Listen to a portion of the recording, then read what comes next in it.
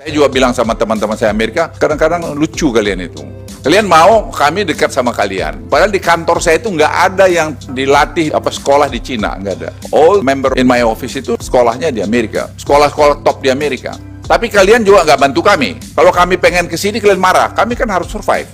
Nggak bisa dong. Saya bilang, don't blame us, blame your policy. Masa kalian datang berkunjung ke negara yang tetangga yang kecil aja dari Amerika. Kalian nggak lihat Indonesia, tapi oke lah. Tapi jangan marah kalau kami juga nanti berdagang dengan tempat lain.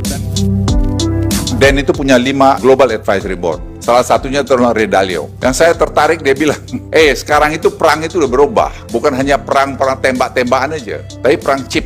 Jadi orang yang produksi chip ini sekarang, kalau dia nggak kasih chip, itu kan macam-macam. Ada high end, ada middle, and low end. Itu kita mati. Kita sekarang ini mulai ketinggalan ini. Dia ingatkan, dia bilang, hati-hati Indonesia ini bisa ketinggalan.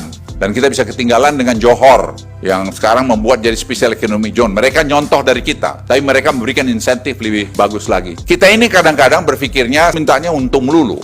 Orang kasih juga dong untung. Jadi hidup ini nggak bisa dong hanya untung doang. Jadi family office, kita lambat, sekarang mereka udah buat. Karena ada duit banyak yang mencari tempat singgah yang dia merasa aman. Dan si Ray Dalio bilang sama saya, Pak Luhut, why not Bali? Bali is the size of Singapore. Make Bali like Singapore. Jadi regulasinya, inkonsistensi regulasi. Di kita masih banyak pemimpin-pemimpin kita yang tidak konsisten. Hari ini bilang ini, besok bilang begitu. Itu tidak boleh. Saya sudah lapor Presiden, saya bilang, Pak Presiden, ini yang harus diperhatikan. Kenapa? Kemarin ada menteri dari Singapura datang ke saya. Dia juga dengan bahasa Inggris yang sangat halus menyampaikan komplain dia. Bagaimana kalau kita kan sudah begini-begini, kok ada suara begini? Saya bilang, don't worry, we're going to deliver our promise. Don't worry about this. Jadi apa yang saya ingin sampaikan pada Anda? Potensi yang saya gambarkan tadi banyak sekali yang bisa membuat Indonesia ini lebih bagus.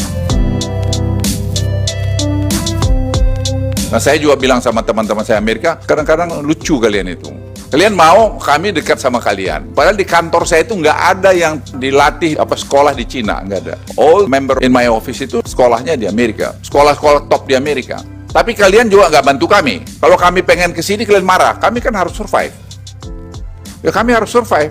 Nggak bisa dong. Saya bilang, don't blame us, blame your policy.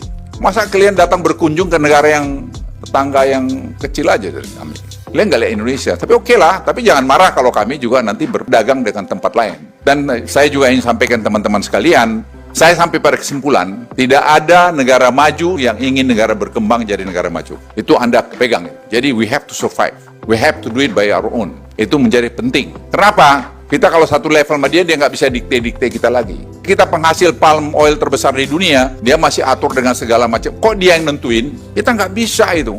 Jadi saya minta pada Anda sekalian, kita jangan ragu-ragu bahwa negara ini negara besar, tinggal kita bicara eksekusinya aja. Tapi saya pesan sekali lagi, Presiden sudah pesankan kita, kekompakan kita. Kita harus bersatu dengan keadaan situasi global yang tidak bagus ini. Saya minta kita semua kompak. Kritiklah, tapi kritiklah yang membangun, jangan kritik yang destruktif. Nggak ada gunanya kita cakar-cakaran. Dan saya kira sampai hari ini, apa yang saya lihat, dan bukan saya yang bicara, banyak orang mengatakan Presiden punya policy, kemauan untuk berantas korupsi, untuk membuat lebih transparan, itu saya kira sudah mulai terlihat.